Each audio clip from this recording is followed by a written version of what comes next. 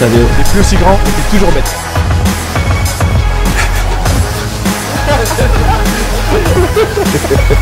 Encore. Faut couper ça, hein.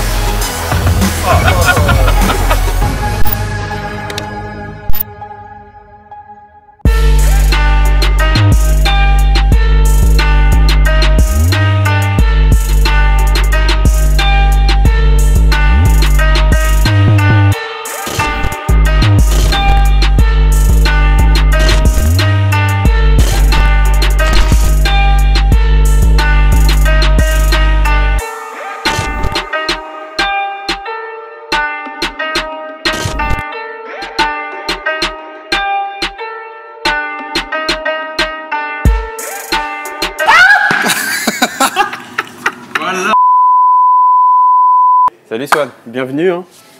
Merci à toi. Tu connais? Bah, c'est la maison ici. Et, bah, ça fait bizarre de le voir vide pour être honnête. Mais, je crois qu'il reste encore quelques bosseurs, mais il est quasiment vide. Je vais te dire ici, pour moi la vraie légende ici c'est que tu as les caissières les plus rapides de la planète. Ouais.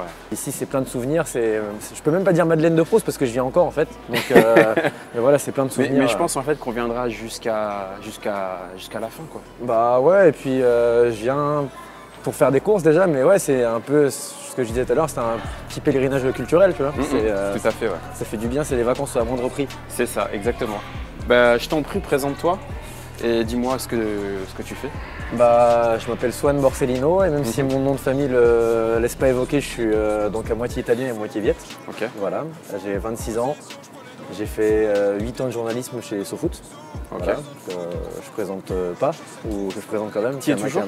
Non, j'y travaille plus depuis une grosse année. Ok. Voilà, maintenant je travaille essentiellement pour Puma. D'accord. Voilà, je m'occupe de leur com et de la stratégie du foot là-bas. Okay. Voilà, et je travaille aussi pour une agence qui s'appelle Bros. Là, je ne serai pas contre vous. Hein? Ouais. Ce sera une finale, moi, finale de rêve, je dirais France-Brésil, comme en 98. Et c'est quoi la sensation d'être champion du monde? Si tu es petit, tu as un grand rêve dans la tête et c'est gagner une Coupe du Monde. Ouais. Sicilio-vietnamien. Exactement, voilà.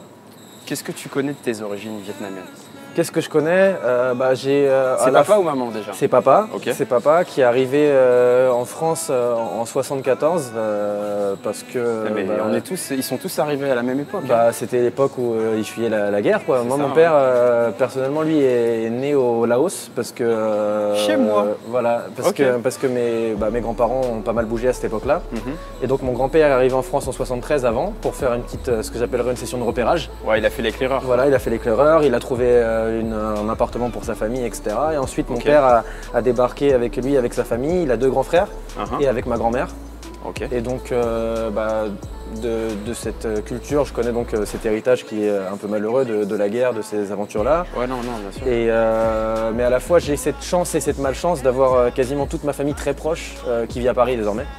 C'est-à-dire que voilà, les parents de mon père qui sont encore vivants habitent à Paris, mes tantes, mes oncles habitent à Paris, mon père habite à Paris. Du coup, vraiment quand il y a un voyage qui s'organise en Asie, c'est pour prendre une notion très élargie de la famille. Voilà. Ouais, c'est le genre de pèlerinage quoi. Mais c'est à la fois un pèlerinage et à la fois c'est pour voir ma famille très lointaine. Mais je dirais que ma culture vietnamienne, je l'ai vraiment développée et héritée à Paris. Ça peut sembler paradoxal, mais je pense que tout en s'adaptant. T'avais pas trop le choix aussi. D'une, et de deux, je pense que tout en s'adaptant très bien, voilà, leur vie. Je vois mon grand-père vietnamien a travaillé dans la restauration en France. C'est un grand amateur de vin. Je pense qu'ils m'ont vraiment transmis cette culture vietnamienne quand même. Okay. C'est-à-dire que voilà, quand c'était à la maison, quand c'est les repas, les fêtes, à travers des virées ici dans ce magasin-là, à travers des fêtes de famille, à travers des. Moi j'ai une théorie vraiment, c'est que je pense avoir pas mal de second degré et je suis un grand moqueur, un grand charrieur. Et moi je vais dire, dans ma famille viet, c'est des punchliners de fou. C'est un truc, les tantes, elles ont 60 piges, elles allument tout le monde, etc. Ouais, elles ont l'esprit vif encore. Et l'esprit est vif, tu vois, et ça, moi je pense que c'est un truc qui fait partie aussi de cet héritage. まずはこちらの女性。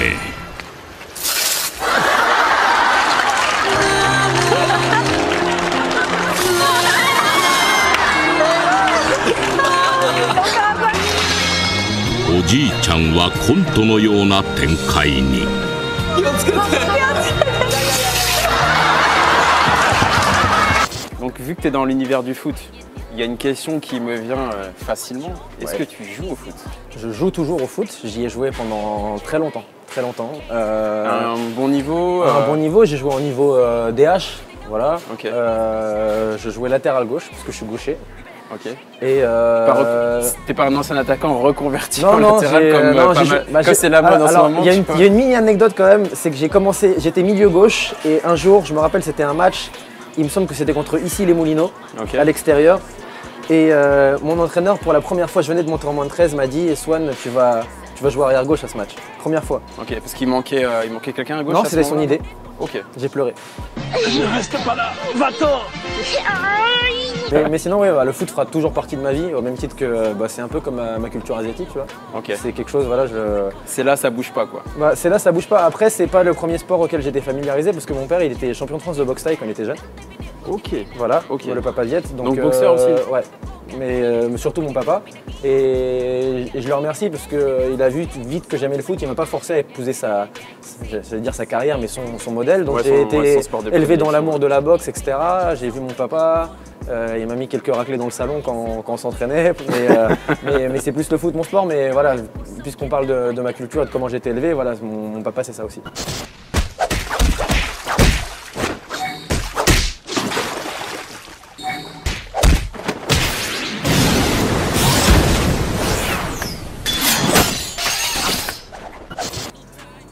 T'as soif un peu, quoi?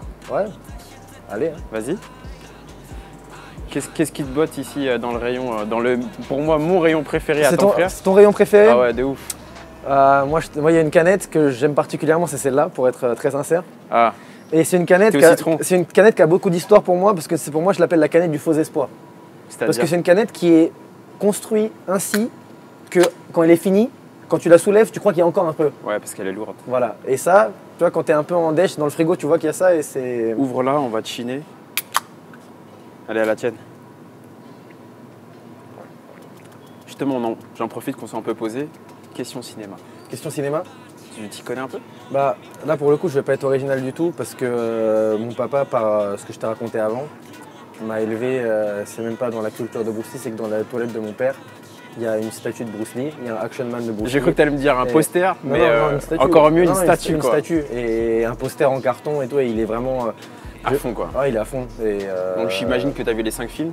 J'ai vu ça, il m'a appris toutes les choses sur son fils, il m'a appris vraiment là-dessus, il a été... ça fait partie de ma culture. En vrai, ça paraît très cliché, mais voilà, mon père, je sais que c'est quelque chose qui a peut-être pu beaucoup l'énerver quand il était jeune, parce qu'à mon avis, connaissant le daron, si on lui a filé vannes sur Bruce Lee quand il était gamin, il a dû mettre 2-3 tartes. Mais en revanche, ouais, moi ça me fascine, et puis voilà, c'est un personnage que je lis beaucoup à mon papa. Voilà. Ok. Tu te rends compte qu'après, ça fait combien de temps qu'il est décédé? 20 ans, 30 ans, un truc comme ça?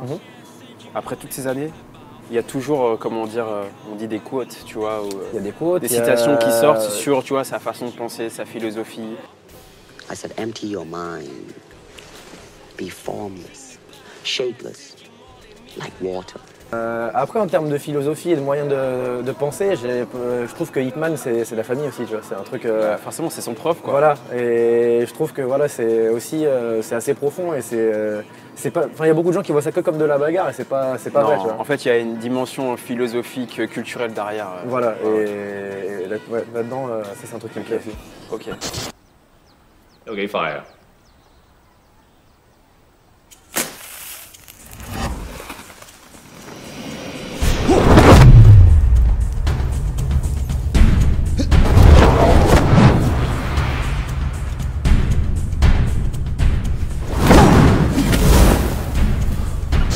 Bon allez, on revient un peu au foot. Ouais. Est-ce que justement, dans ce milieu-là, j'estime qu'il n'y a pas beaucoup d'Asiatiques. Au niveau professionnel, c'est vrai. Au niveau professionnel, ouais, mais il y en a eu quand même quelques-uns. Est-ce qu'il y en a qui t'ont marqué un peu plus que les autres? Alors ouais, je suis peut-être coupable tout de suite, j'ai les cheveux teints en hommage à Nakata. Ouais, voilà, ça c'est vrai. Mais en fait, c'est très bête, mais à cette époque-là, c'est vrai qu'on était, quand tu sors de Olivier Tom, etc., quand tu es à moitié asiatique, tu es en manque d'idoles qui te ressemblent. C'est vrai que Nakata, qui avait une belle praline du gauche notamment, qui était une de mes qualités, Voilà, une de mes idoles. Mais actuellement, il y en a un qui te fait tilt. Il y avait Billy à Angers, Ketkeo, voilà, qui était pour le coup, voilà, c'est le mec dont on a parlé, commencé à parler en tant que l'Asiate qui a réussi dans le football. D'origine laotienne d'ailleurs. Voilà, il y a au final Alphonse qui est aussi, voilà, on aime bien lui cracher dessus, mais je trouve que ça reste un très bon gardien et c'est un mec qui. Tu trouves qu'on lui crache dessus? Les supporters du PSG que je ne suis pas, voilà, voilà, et ont tendance à expliquer le fait qu'ils ne passent pas un quart de finale de Ligue des Champions par le fait qu'ils n'aient pas un grand gardien et en gros ils incriminent Alphonse là-dessus. Ouais. Mais bon, moi perso, même si je ne supporte pas le PSG, j'estime qu'il a quand même des super qualités. Oui, il a des qualités. Après voilà, on ne va pas faire du communautarisme asiatique, il a aussi peut-être certains défauts. Mais non, après c'est vrai que voilà, il y a eu un moment où Kagawa était pas mauvais côté Japon. Là, il y a Honda qui se régale au Mexique en ce moment, à Pachuca. Je trouve ça assez drôle comme crossover de culture d'ailleurs. Tu m'étonnes. Mais d'ailleurs, il y a plein de Japonais qui vivent en Amérique du Sud. Hein. Voilà. Et du coup, ouais, il y a Sun, il y a Hong Min-sun en Corée du Sud. Mais c'est vrai que voilà, là au final tu me poses la question, j'ai travaillé dans le foot 8 ans, j'adore le foot, je le regarde tout le temps. C'est vrai qu'il y a un déficit de représentation, ça on peut pas le nier. Landers tire une nouvelle fois. Est-ce que enfin cette fois-ci le goal va réagir? Le ballon va droit vers le but. Où est-ce qu'on peut te retrouver prochainement, mis à part l'info que tu nous as sorti sur la Coupe du Monde là? Prochainement, vous pouvez me retrouver chez Tank Frère déjà. Bien joué, bien joué. Non, me retrouver par rapport au lancement de l'OM avec Puma, si ça vous aura plu ou pas, c'est à moi c'est en partie à moi qu'il faut s'adresser. J'ai hâte qu'on soit au 3 juillet, c'est ça? Voilà, le 4 juillet. Le 4 et 5 juillet. Ouais. Et le 5 lancement en boutique. Voilà, exactement. Il y aura un petit événement le 4, un événement le 5 et après la boutique. Et après, non, je vais m'investir de plus en plus pour cette boîte dont je te parlais tout à l'heure qui s'appelle Brose, qui fait en particulier du très bon contenu vidéo qui s'appelle Bro Stories. Pour les supporters du PSG, il y a eu récemment une vidéo d'une interview entre Presnel Kimpembe et Julian Draxler. Voilà, donc c'est le média dans lequel je vais m'investir très prochainement et dans lequel je m'investis déjà. Et qui est quelque chose dans lequel je crois très fort. Voilà. Ok, cool. Et dernier truc, si jamais tu as le contact de Sakai, je veux bien le recevoir dans Y2. Mais par contre, je viendrai aussi, parce que c'est mon nouveau héros, je te dis.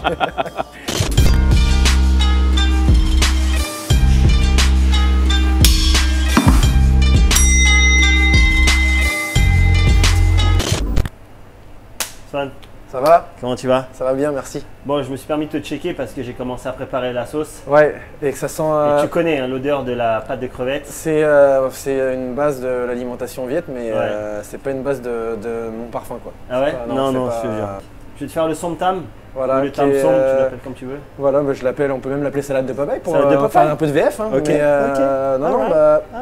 C'est un peu cliché de t'avoir demandé ça, mais quelque part, quand on m'a demandé qu'est-ce que je voulais manger, pour moi, la cuisine viet et la cuisine dans laquelle j'ai été éduqué, c'est beaucoup de partage. Ouais. Et ça fait partie des choses qu'on picore, quoi. Du coup, un peu de fraîcheur, c'est l'été, les gens veulent être beaux à la plage.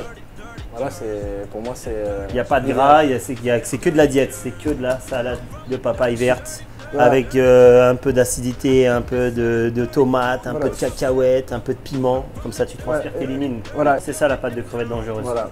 Elle est dangereuse, mais c'est bon. Voilà, le plat préféré que fait ma grand-mère, c'est du porc haché à la citronnelle.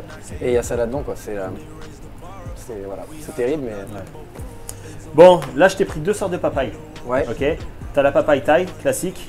Et celle-là, c'est une papaye d'Espagne. Ok. Donc je pense que celle-là va être un peu plus sucrée. Parce que tu regardes dans des restaurants, souvent ils vont te servir la papaye classique qui est verte. Ou sinon tu as souvent de la orange un petit peu jaune. Moi je suis plus team verte à la base. Mais on va tester ça. Là dedans, premièrement, j'ai découpé un petit peu, vous découpez le bergine thaï. Si possible pour éviter le plus de pépins. Donc gardez pas le centre. On a découpé que les côtés. Citron vert. Et ça c'est les haricots thaïlandais, les haricots asiatiques. Donc tu vois, j'ai commencé à mettre le piment.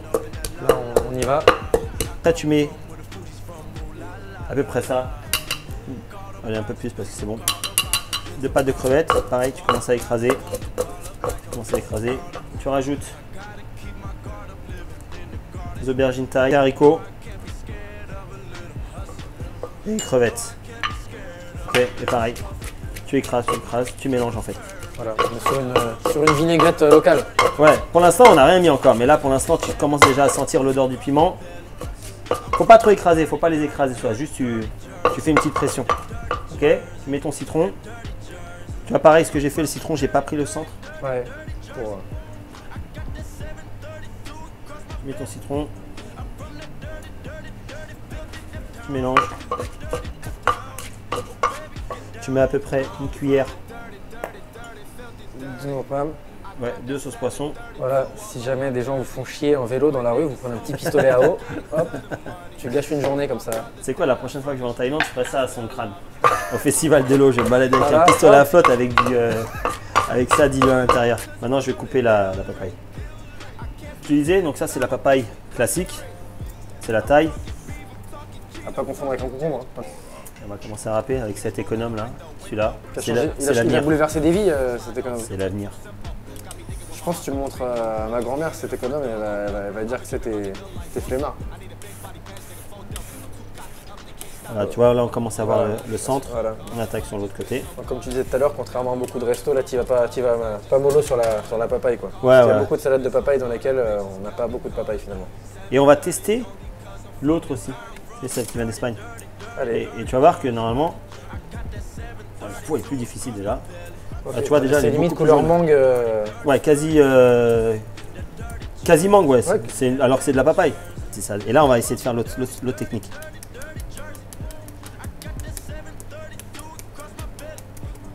Petit coup de couteau de lame dans la papaye.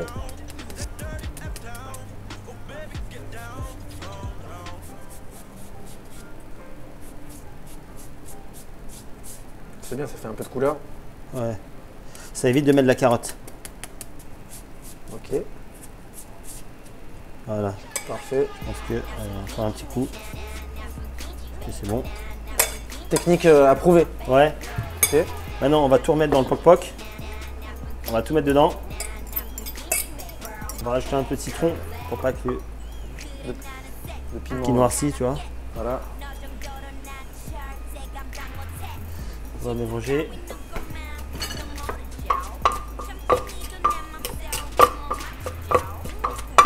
Parce que dans les restaurants, tu vois ce qu'ils font, ils te mettent des crevettes. Je crois qu'il y a des restaurants type le Laotiam à Belleville dans lequel il y a une version avec du crabe qui vient avec limite du crabe en morceaux quoi. Ah ouais? Ouais. La sauce ça va, je pense que ça va piquer un petit peu.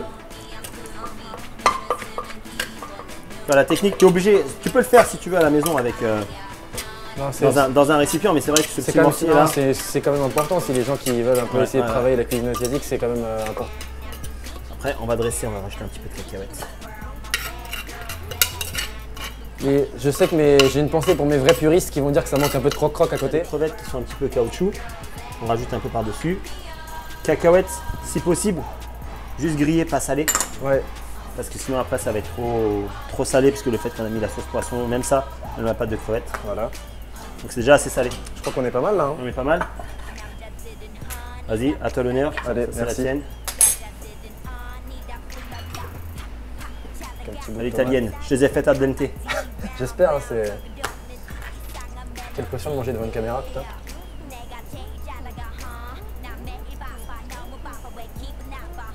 C'est bon? Piquant juste ce qu'il faut. Ouais. Ce sera bon. Tu sens qu'il y a une papaye sucrée et une papaye normale? Ouais. Je pense que ma grand-mère, elle t'aurait mis 8 sur 10. À 8 sur 10, ah, ça va. Il manque la croûte de porc. Quoi. Ouais, et ma grand-mère, elle fait 1m50, du coup, ouais. Elle fait ça accroupie autour du truc, ce qui donne des points de style en plus. Ouais. C'est peut-être les 2 points qui te manquent. La prochaine fois, on va l'inviter. Bah, avec plaisir, je pense qu'elle. Non, c'est bon, c'est bon. Ça a été sa première activité quand elle a débarqué du Vietnam en 73. Elle a ouvert un resto à Jourdain. Ouais, bien. Avec mon grand-père. Ok. Voilà. Et autant, tu vois, dans la partie italienne de la famille, ça cuisine bien parce que la base de la cuisine est bonne. Mais autant, je pense vraiment que ma grand-mère, elle est gifted en cuisine, quoi. Ok, bah tu valides alors. Ouais, c'est très bon, félicitations. Franchement, ça fait du bien.